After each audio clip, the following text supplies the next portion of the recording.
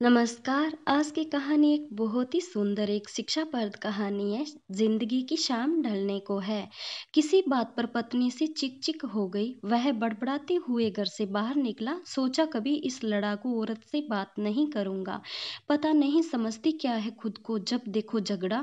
सुकून से रहने नहीं देती। नजदीक के चाय के स्टॉल पर पहुंचकर चाय ऑर्डर की और सामने रखे स्टूल पर बैठ गया। आवाज सुनाई दी, इतनी सर्दी में बाहर चाय पी रहे हो? उसने गर्दन घुमाकर देखा तो साथ के स्टूल पर बैठे बुजुर्ग उससे मुखातिब थे। आप भी तो इतनी सर्दी में इस उम्र में बाहर है? बुजुर्ग ने मुस्कुराकर कहा। मैं निपट अकेला, न कोई गृहस्थी न साथी। तुम तो शादीशुदा लगते हो। पत्नी घर में जीने नहीं देती। हर समय चिक चिक, बाहर ना भटकूं तो क्या करूं? गर्म चाय की घूंट अंदर जाते ही दिल की कड़वाहट निकल पड़ी। बुजुर्ग व्यक्ति बोला, पत्नी जीने नहीं देती? बरखुरदार जिंदगी ही पत्नी से होती है। 8 बरस हो गए हमारी पत्नी को गए हुए। जब जिंदा थी कभी कदर नहीं की।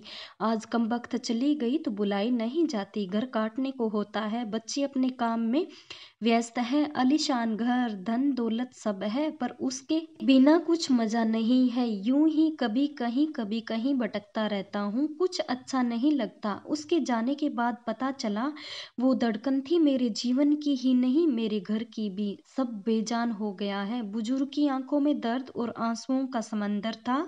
उसने चाय वाले को पैसे दिए, नजर भर बुजुर्ग को देखा, 1 मिनट गंवाए बिना घर की ओर मुड़ गया। दूर से देख लिया था। डबडबाई आंखों से निहार रही पत्नी चिंतित दरवाजे पर ही खड़ी थी। कहाँ चले गए थे? जैकेट भी नहीं पहना, ठंड लग जाएगी तो। तुम भी तो बिना स्वेटर के दरवाजे पर खड़ी हो। कुछ यूं दोनों ने आंखों से एक दूसरे के प्यार को पढ़ लिया। इस कहानी से हमें एक सीख मिलती है कि हमारा साथ देने वाला, चाहे माता पिता हो, भाई बहन हो या हम सफ़र हो, तो जब तक हमारा साथ देने वाला हमारे साथ खड़ा होता है तब तक हमें उसकी अच्छाइयाँ नज़र नहीं आती। लेकिन जिस दिन वो हमें छोड़कर चला जाता है तब हमें उसका पता चलता है। इसलिए समय रहते रिश्तों की कदर कर लेनी चाहिए।